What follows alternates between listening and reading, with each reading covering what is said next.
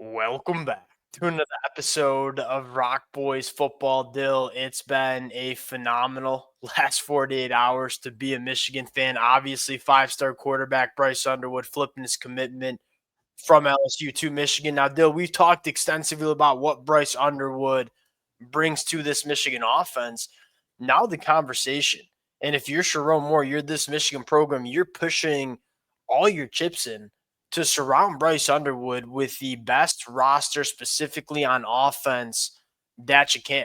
And I think that includes bringing in an offensive coordinator that is a proven commodity in terms of developing quarterbacks. If you're Sherrone Moore looking at the next 3 to 4 years with this Michigan program, I'm not going to say it's contingent on Bryce Underwood, but the development and the play of Bryce Underwood is going to really factor in terms of where Michigan goes as a program over the next couple of years. How can you make sure that he has everything that he needs to be successful year one in Ann Arbor? That's the conversation we're getting into now. Before we get into it, as always, the Michigan fans, we're going to talk one about offensive coordinators we'd like to see come to Michigan. We're going to talk about what the avenue is in terms of building a quarterback room around Bryce Underwood. Dill, it's not a bad problem to have, but it is a conversation worth talking about in terms of attracting quarterbacks to come into a room with Bryce Underwood, because that's not an easy sell. And then talk about where we need to go in the transfer portal as well. To the Michigan fans over the last 48 hours, the amount of support has been amazing. Y'all know we're Michigan fans. It's been really fun talking this program. Appreciate you guys rocking with it. If y'all do enjoy the content, consider subscribing to the channel. Much more importantly, let it fly in the comments section. Dill, I think the first conversation goes is, all right, what offensive coordinator does Michigan want to bring in? You look at Kirk Campbell and just say I don't think he's done nearly a good enough job in 2024. I don't think he's inspired a ton of confidence in terms of him being the guy to really unlock Bryce Underwood as a quarterback. That's probably the conversation that you're having, right? I mean, we had a conversation maybe about a week ago in terms of what kind of offensive coordinator that we're looking for to come into Michigan. That's still a conversation, but the conversation has now changed in terms of, yeah, we want a damn good offensive coordinator, but we want an offensive coordinator that has a proven track record of developing quarterbacks and maximizing quarterbacks, because if you maximize a kid like Bryce Underwood, you're looking at one of the more special quarterbacks that we've seen play all of college football. Now, one thing that I think gets really interesting with Bryce Underwood is I think Michigan can take a swing at pretty much any offensive coordinator in the country. Like, again, I wouldn't have thought Nick Sheridan was possibly on the table. With Bryce Underwood, it's not like a guarantee, and I'm not sure he would take it for sure. But like, if Nick Sheridan wants to go be a head coach, if he can go be excellent with Bryce Underwood in Michigan and kind of revamp this offense and make it something that it's not. Because at the end of the day, Bama's offense is the Kalen DeBoer show to an extent. He still has prints on it. If Nick Sheridan can kind of come in and make something happen, that might be his avenue to a head coaching job. A guy like Bobby Petrino. Like, I think Michigan now can take a swing at damn near any coach they want. And that's a good point. You go back, I mean, just 2 weeks ago, and you were talking offensive coordinators, and you look at the talent on this Michigan roster. It's going to be a tough sell to bring in an offensive coordinator with kind of the lack of talent that's been on this team. Now you look at Bryce Underwood, you look at things and where things are going on the recruiting trail and the transfer portal. If you're an elite offensive coordinator that's looking to take that step, like, how can you not want to go? That's not only a program shifting quarterback, though, that's a career shifting quarterback for a lot of coaches too. I mean, you go maximize Bryce Underwood. I'm getting a little crazy here, but you're talking like Big Ten championships, national championships. This is a Heisman Trophy caliber dude. Like that's how you get your name up there for going up and moving up to be a head coach. So I do think that's a really good point noting. Ben Arbuckle, man. Ben Arbuckle at Washington State. It's a short track record, but it's a very legit track record, right? He started at Western Kentucky, worked with guys like Bailey Zappi and Austin Reed. Go take a look at their numbers, elite numbers. Goes to Washington State. The first quarterback he worked with at Washington State was Cam Ward. We all see what he's doing at Miami. Now he's working with John Dill, who was the 124th quarterback in the 2022 class.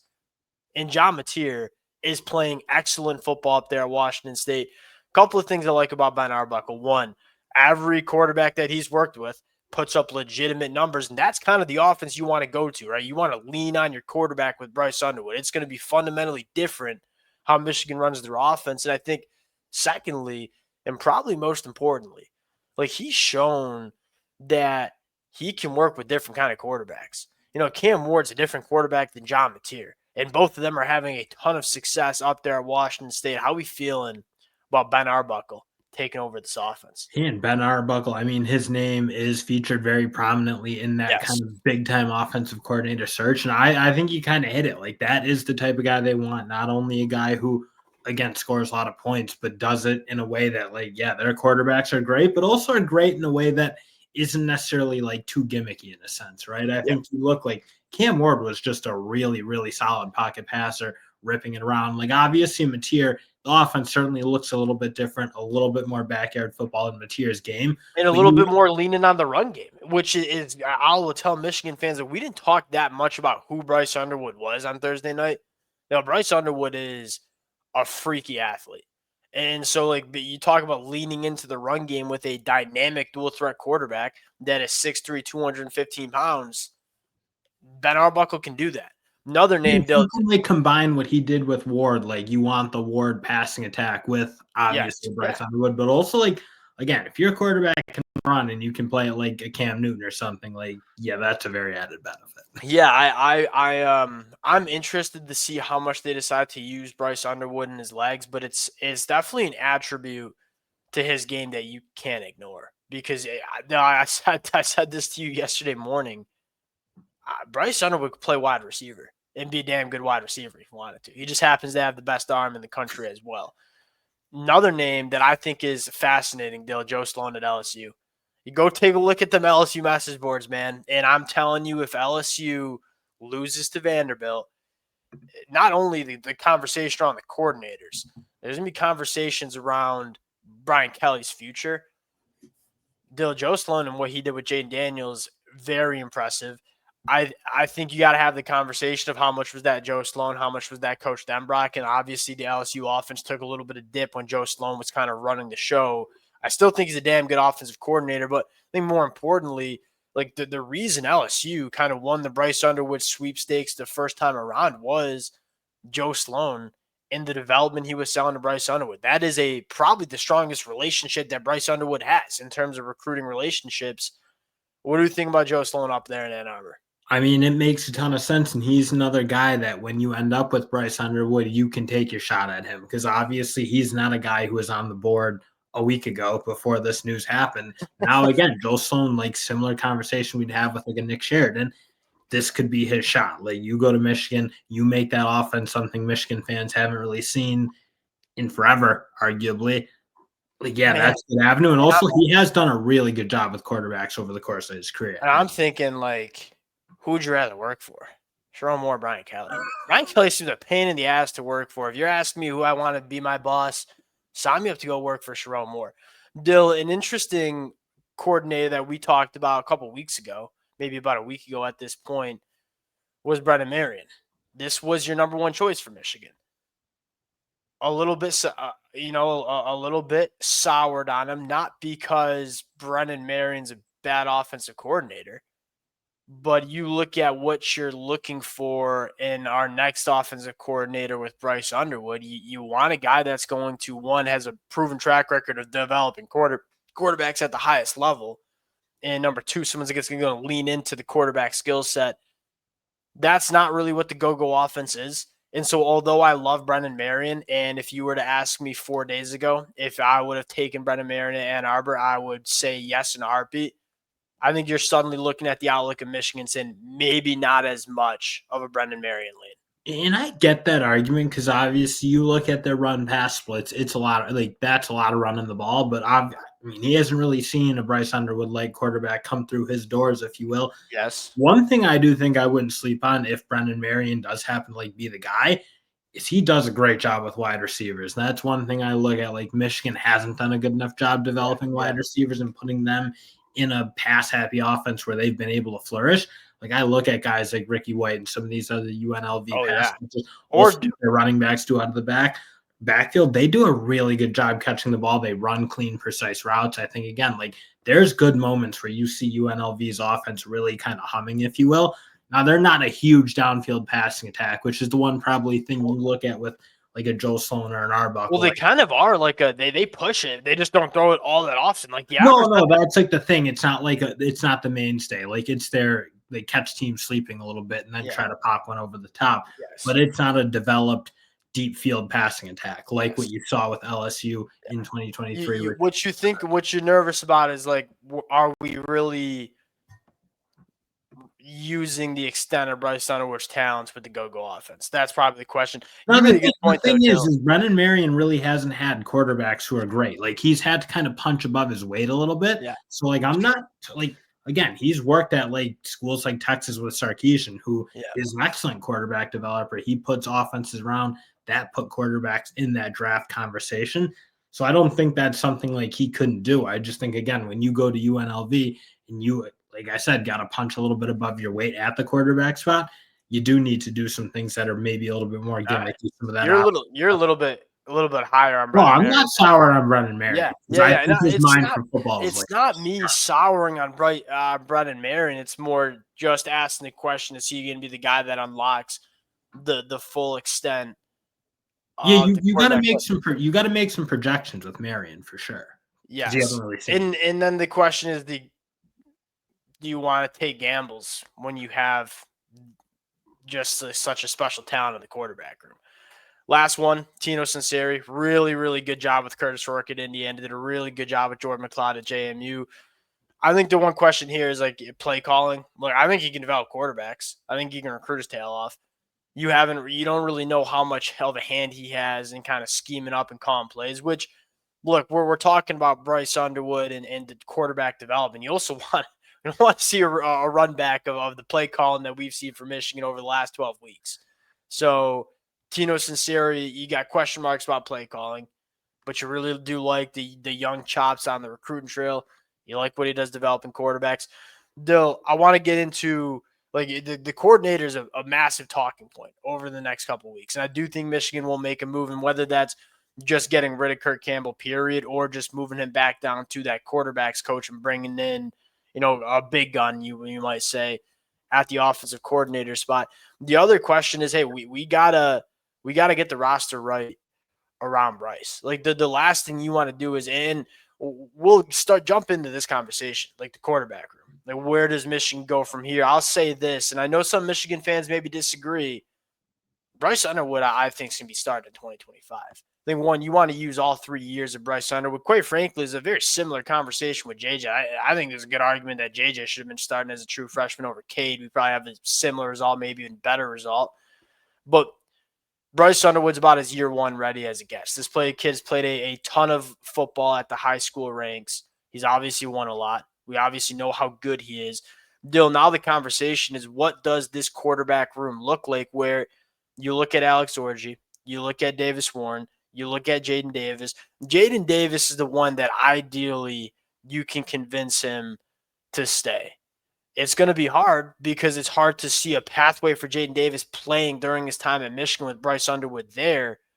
But you got to think Michigan's probably going to have maybe only one scholarship quarterback place plus Bryce Underwood heading into 2025, which makes you want to go into the transfer portal and get one. What kind of quarterback are you looking for to come into this quarterback room in the offseason? I mean, you're just probably looking for, again, I've said it before, like one of those quarterbacks who their plan is to essentially coach at the end of the day. Yeah. And they're like, obviously not NFL guys, because you just can't recruit an NFL guy from the portal into Michigan when you have a real hammer coming in Bryce Underwood. So get a guy who'd kind of be comfortable in that station, being comfortable taking on more of that. Like, I'm here to help Bryce Underwood. You know who did that so well was Alan Bowman. Like Alan Bowman seems so okay with just backing up JJ McCarthy and helping JJ McCarthy. And honestly, Tuttle did too. And he was never going to be a guy who, he kind of showed that he wasn't necessarily that starting quarterback. Yeah. But the year before with JJ, he was kind of very comfortable being that sort of figure. Yeah, the thing I think with Jack Tuttle is I think he thought he'd start this year because he knew he had 2 years. And so he came in last year, backed up JJ, thought he'd start. It's gonna be a tough sell. There's no doubt about that. It's a good problem to have. Like, it's a problem that Michigan fans would gladly take. But you do want to make sure that and maybe you can convince a guy like Davis Warren to stay one more year. You know what I mean? Like, Davis Warren probably not going to the NFL, loves Michigan. We'll kind of see how that plays out. Honestly, there's an element of like the quarterback play has been so bad at Michigan right now. Where is everyone else going to go? Like, I don't know. Yeah. I don't know that they're not going to be like hot markets. Jaden Davis would probably be the only one because he's just a young cat. But you look at Alex Orji. Alex Orji might just see a position change, and then Davis Warren, it'd probably be G5. And maybe even Alex Orji goes back to his role of last year with JJ. Like, that's not a terrible thing for him. I don't. Yeah, I agreed with that. But when you have Bryce, I don't know how much I want to take him off the football field. And we'll get into that conversation when the time comes. I think Alex Orji will probably be hitting the transfer. Wouldn't have wanted to take off JJ either, though. This is where it gets interesting. So, like, clearly wide receiver is going to be like you think you're going to start recruiting wide receivers better, and you got some really talented cats coming in. Like, whether Derek Meadows commits to Michigan or not, Andrew Marsh, Andrew Olish, you feel really good about some of the young talent that Bryce Underwood's going to attract. Year one, you want to surround him with some veteran cats. You look at this roster, and it's obviously hard to evaluate all these pass catchers with what the quarterback play has been. So a guy like Tyler Morris, we might really like. He might look really, really good if he stays and works with Bryce. But on the outside specifically, specifically looking at those like big-bodied vertical wide receivers, I'm kind of looking for Michigan to do something Nebraska did. Go out and get two of those cats that are like kind of some NFL guys, NFL type of guys, probably not top 100 picks, but guys that are going to go in the 3rd, 4th, 5th, 6th round, and give Bryce some veteran wide receivers that can go make plays for him down the field. That's kind of what you're looking for a wide receiver. I think the more interesting conversation is tackle. Because I look on the offensive line and say it's been an underwhelming unit in 2024. Miles Hinton's going on. Jeff Percy doesn't seem like he's going to be a guy that's playing high-level football at Michigan. Evan Link's the guy that I'm looking for. Is like, he might be better as a redshirt sophomore. I was quite frankly surprised that he played this early for Michigan. And then you have guys like Andrew Sprague that like probably could be pretty damn good next year. Andrew Gentry. You kind of think we want to go get a stalwart, proven commodity, at least at the left tackle spot, and maybe let guys like Evan Lincoln, Andrew Gentry, and Sprague battle it out at the right tackle spot. I mean, if there's like a Miles Hinton, Ladarius Henderson part 2, like I 100% think Michigan's going to be in the market for that, if for no other reason than put a floor on kind of that position group. Because you look like, again, the tackle play has been bad, and the only real good offensive lineman, I think, for the most part, who's been consistent has been Miles Hinton. But everything else has been really quite shaky in a sense. So, again, I think you like kind of the young guys coming up as the in the inside. Like Nathan Afobe, I think, looked very good in the spring game. Jake Guinera looked really good. Like, I think you're more comfortable, frankly, with the young interior guys because you've seen your shots. Like Evan Link, like you certainly hope there's some development, and I'm not saying there won't be, but like I don't think you want to rest your laurels on that. Because you don't want to bet on that. You don't want to bet on that, lose your bet, and then have a year of Bryce Underwood where he's not getting offensive line play that he needs.